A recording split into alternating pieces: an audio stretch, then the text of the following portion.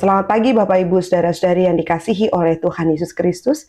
Berjumpa kembali di dalam doa pagi GKI Samanhudi 6 April 2024. Sebelum bersama-sama kita mendengarkan firman Tuhan, mari kita satukan hati di dalam doa, mari kita berdoa.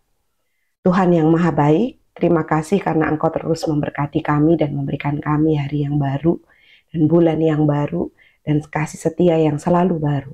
Dan sekarang ya Tuhan, bersama-sama kami akan mendengarkan sabda kebenaran firman Tuhan.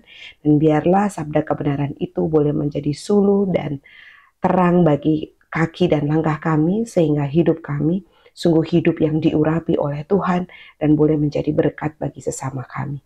Terima kasih ya Tuhan, berkata-katalah atas kami, anak-anak-mu di tempat ini bersedia untuk mendengarkannya. Di dalam Kristus kami berdoa dan bersyukur. Amin.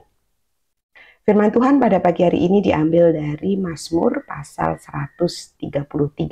Demikian firman Tuhan. Nyanyian Ziarah Daud. Sungguh alangkah baiknya dan indahnya apabila saudara-saudara diam bersama dengan rukun, seperti minyak yang baik di atas kepala meleleh ke janggut, yang meleleh ke janggut Harun dan ke leher jubahnya, seperti embun gunung Hermon yang turun ke atas gunung-gunung Sion. Sebab kesanalah Tuhan memerintahkan berkat kehidupan untuk selama-lamanya. Bapak Ibu Saudara-saudari yang terkasih, Alkisah zaman dulu kala ada sebuah keluarga yang selalu hidup di dalam pertengkaran. Suami bertengkar dengan istri, anak bertengkar dengan anak, pembantu bertengkar dengan sesama pembantu, kucing bertengkar dengan kucing, dan seterusnya. Nah, pada suatu hari ketika mereka sedang bertengkar, mereka tiba-tiba mendengar suara yang asing dan ternyata ada sebuah buah yang jatuh. Nah, bentuknya seperti granat buah yang jatuh tadi itu. Lalu kemudian kulitnya nampak seperti duri. Kemudian mereka memutuskan untuk membuka buah itu bersama-sama. Harumnya buah itu memenuhi seluruh ruangan tempat keluarga ini selalu bertengkar. Mereka kemudian menyantap buah yang harum ini. Rasanya sungguh legit, lezat, dan mantap pokoknya. Bahkan ketika mereka sudah selesai menikmati buah tersebut sudah habis, keluarga ini justru terus memperbincangkan enaknya buah ini, nikmatnya buah ini. Hari-hari yang biasanya dipenuhi dengan pertengkaran, kini berubah menjadi percakapan yang hangat dan menyegarkan. Nah, pertengkaran yang biasa terjadi kini sedikit demi sedikit berubah menjadi kerukunan. Nah, sejak itulah mereka hidup rukun. Nah, untuk mengenang kerukunan dan perdamaian yang kini mewarnai keluarga mereka ini, mereka kemudian sepakat memberi nama buah ini duren. Duren merupakan singkatan padune leren. Nah, dalam bahasa Jawa, frase padune leren ini memiliki arti pertengkaran yang sudah selesai, pertengkaran yang sudah berakhir. Bapak Ibu Saudara-saudari yang dikasihi oleh Tuhan Yesus Kristus, bisa saja cerita ini bukan cerita yang sesungguhnya. Namun yang menarik dari kisah ini adalah kerukunan nampaknya adalah sebuah keutamaan di dalam hidup bersama. Kisah asal-usul nama duren ini menjadi sebuah penanda akan pentingnya hidup dalam rukun.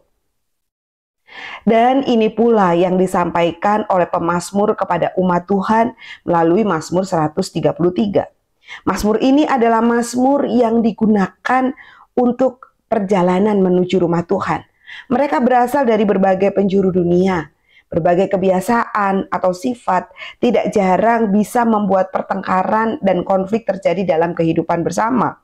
Nah, dalam situasi yang demikian inilah mazmur ini diberikan. Dan sebenarnya bukan hanya dalam konteks perjalanan umat Tuhan ke rumah Tuhan. Mazmur ini juga seolah memberi pesan kepada keturunan Israel yang jumlahnya 12 suku untuk hidup di dalam kerukunan. Kerukunan kemudian digambarkan seperti minyak yang meleleh ke janggut Harun. Minyak ini adalah zat cair yang sangat penting dan berharga di dalam kehidupan ritual keagamaan bangsa Yahudi. Nah, untuk seseorang ditabiskan sebagai imam, maka minyak itu diperlukan. Minyak juga digunakan untuk menghormati tamu. Nah, kita jadi ingat ya bagaimana seorang perempuan Maria dari Magdala yang kemudian mengurapi kaki Yesus dengan minyak yang sangat mahal itu. Dan ini menunjukkan bahwa melalui minyak ada kehadiran Roh Tuhan. Melalui minyak Tuhan hadir dalam kehidupan seseorang. Dan itu berarti di dalam kerukunan, maka Tuhan sedang mengurapi kehidupan seseorang.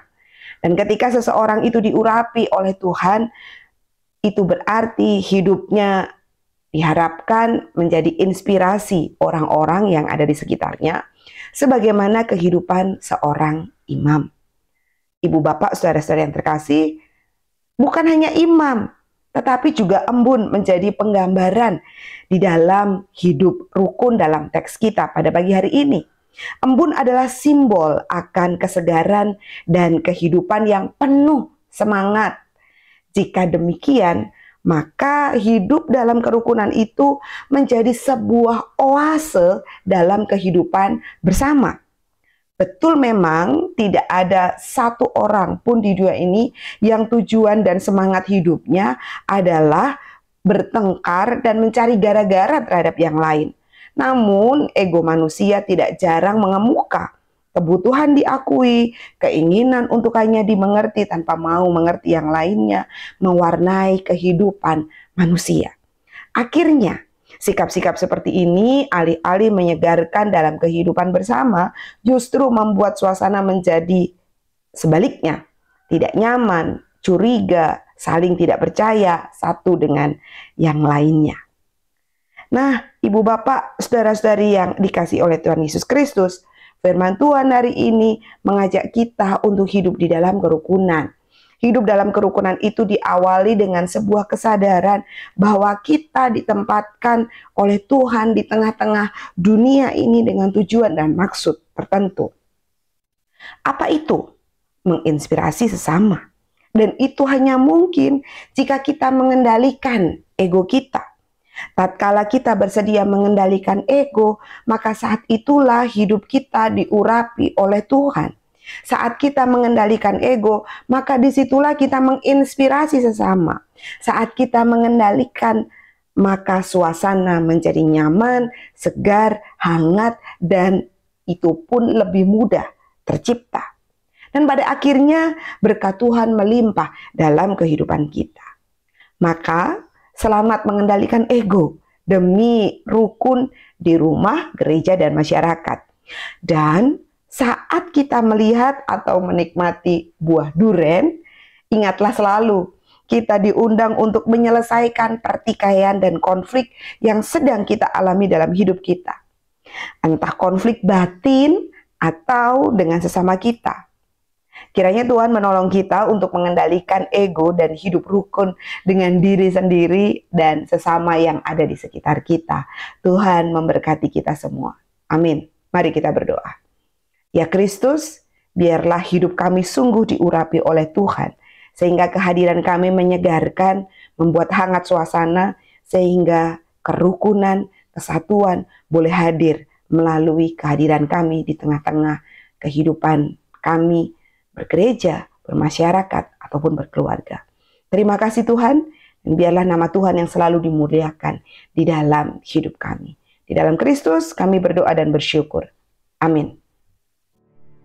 Bagi Bapak Ibu yang memiliki pergumulan khusus dan ingin didoakan, bisa menghubungi rekan-rekan pendeta di nomor berikut.